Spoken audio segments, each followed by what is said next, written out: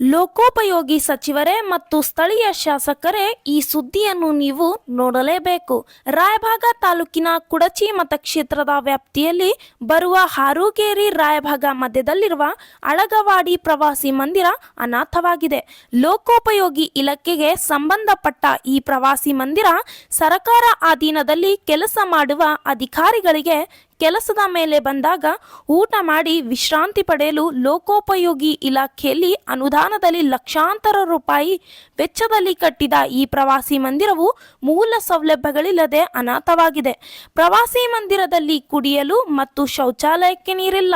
ವಿಶ್ರಾಂತಿ ಪಡೆಯಲು ಹರಕಲು, ಮುರಕಲು, ಬೆಡ್ ಮತ್ತು ಸೋಫಾಗಳಿವೆ.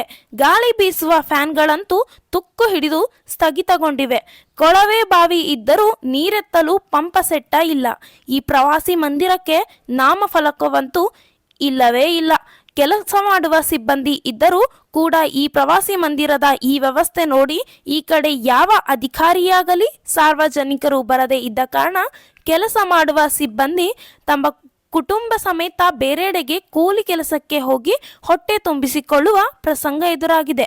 ಇನ್ನಾದರೂ ಲೋಕೋಪಯೋಗಿ ಸಚಿವರೇ ಮತ್ತು ಸ್ಥಳೀಯ ಶಾಸಕರೇ ಇತ್ತ ಕಡೆ ಗಮನ ಹರಿಸಿ ಸಂಬಂಧಪಟ್ಟ ಅಧಿಕಾರಿಗಳನ್ನ ಕುಂಭಕರ್ಣ ನಿದ್ದೆಯಿಂದ ಎಬ್ಬಿಸಿ ನಿಮ್ಮ ಇಲಾಖೆಯ ಪ್ರವಾಸಿ ಮಂದಿರಕ್ಕೆ ಮೂಲಭೂತ ಸೌಲಭ್ಯಗಳನ್ನು ಒದಗಿಸಿ ಅನಾಥವಾದ ಪ್ರವಾಸಿ ಮಂದಿರವನ್ನ ಮತ್ತೆ ಅಧಿಕಾರಿಗಳು ಸಾರ್ವಜನಿಕರು ಬರುವಂತೆ ಸುಂದರವಾಗಿಸಿ ಎಂಬುದೇ ನಮ್ಮ ವಿನಂತಿ.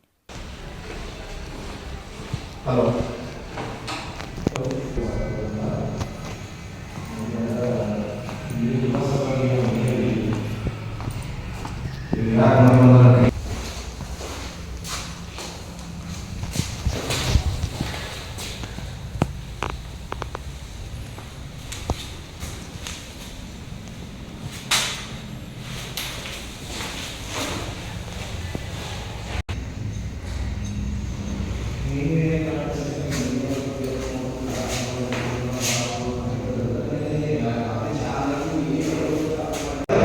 मोबाईल पाहिजे आम्हाला